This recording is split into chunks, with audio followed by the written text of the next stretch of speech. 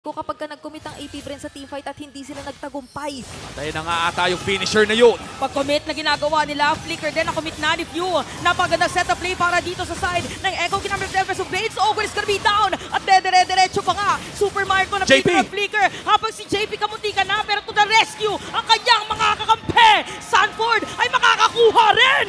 2 men down para sa AP Bren. 1v1 with the Great One, make that 3. Dalawa na lamang ang dead depensa para sa AP Bren. And a 7k gold lead for Echo. Itutuloy na ata nila sa mid lane ng push. At naririnig na natin yung sigaw na Echo ngayon dahil meron din silang minion wave dito sa may gitna. Top lane meron din pero papasok dito para sa depensa si Flop DC, pero makukuha pa rin ni Carl DC at sa mga panaysa. Super Marco is down. Ogwen pinadiran pero sapat pa ito para depensahan ang kanilang base. Inuunti-unti lang pala yung mga minion wave. Nandito na si Few and Ogwen pero tower lock lang para dito sa Echo.